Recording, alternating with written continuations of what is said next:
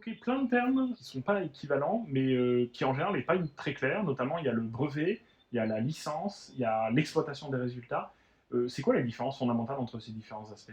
Alors, il faut revenir à l'idée de base. Donc, on fait sa recherche. On définit ensemble un programme. Et dans le programme, on va définir des résultats qu'on veut obtenir à la fin. Ce qu'on peut appeler aussi des livrables. Donc, par exemple, ça peut être une série de mesures, ça peut être un logiciel, ça peut être un rapport, ça peut être une plante, ça peut être tout et n'importe quoi. Une fois qu'on a ces résultats, on va se poser la question de les protéger. Donc on a un système de propriété intellectuelle qui va nous permettre de protéger ces résultats. Euh, alors on peut protéger ce qui est brevetable, donc ce qui est nouveau, qui répond à un besoin, enfin, il y a tout un tas de catégories de choses qui peuvent être brevetées ou pas. Et tout n'est pas brevetable. Par exemple, la recette du Coca-Cola, c'est pas brevetable. Un outil mécanique, ça par contre, c'est beaucoup plus facile à breveter. Ensuite, on peut le protéger avec d'autres outils. On peut protéger les bases de données, par exemple. On peut protéger les logiciels. On peut protéger les créations variétales. On peut protéger des modèles. On peut protéger des marques. Et puis, il y a plein de choses qu'on ne peut pas protéger par des outils de propriété intellectuelle. Donc, la propriété intellectuelle, elle dit quoi? Elle dit on protège, donc on va diffuser largement. Le brevet, au bout d'un an, il est publié mondialement. Tout le monde y a accès par les bases de brevets et tout le monde peut le voir. Donc, euh, logiquement, tout le monde pourrait s'en servir. Et donc, le droit de la propriété intellectuelle dit certes, c'est publié, tout le monde peut le voir, tout le monde peut l'acheter, etc. Mais il n'y a que les gens qui ont déposé ce brevet qui peuvent décider de s'en servir. D'accord. Voilà, c'est un moyen.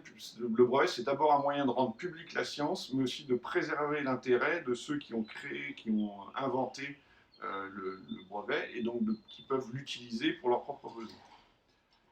Et puis, une fois qu'on a fait cette protection ou pas, il y a tout un pan de science qui ne peut pas être protégé par ces outils-là. Donc, on va le faire par ce qu'on appelle le secret. Là, c'est le point où souvent il y a le plus de conflits avec les équipes de recherche, parce qu'effectivement, à ce niveau-là, l'enjeu, c'est de garder l'information secrète. Par exemple, la recette du Coca-Cola, elle n'a jamais été diffusée. Donc, il y a des scientifiques sûrement qui l'ont inventée, créée, conçue, des pharmaciens a priori, si j'ai bien suivi l'histoire, et elle est restée secrète depuis des années. Donc ça veut dire que le scientifique qui l'a conçue n'a pas pu faire publication dessus. Ça, en termes de carrière, en termes d'utilisation de l'argent public, ça peut choquer un certain nombre de gens.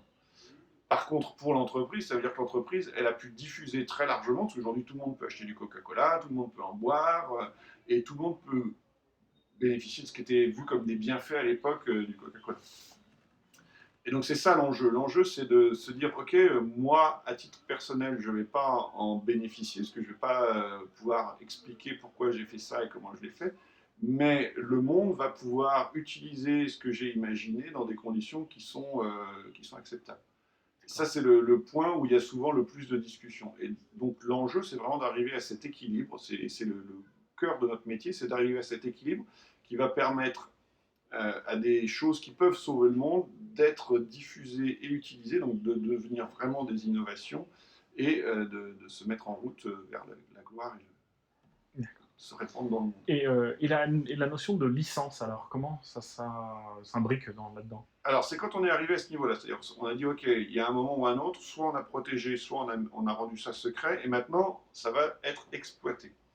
Donc, pour mettre en exploitation, l'exploitation, ça veut dire que, grosso modo, l'entreprise prend ce qu'on a créé ensemble et va le commercialiser. Donc, on crée une levure ensemble. Le levurier va signer une licence qui va lui dire, OK, maintenant, cette création qu'on a fait ensemble, tu peux l'utiliser et la vendre. Mais comme on a co-investi dans la création de la levure, toi, monsieur le levurier, qui va être le seul à faire des bénéfices sur l'exploitation de notre levure, tu vas m'en reverser une partie.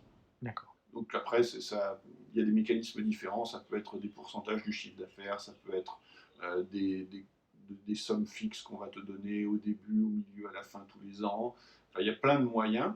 Et donc ça va récompenser le travail fourni par l'organisme de recherche.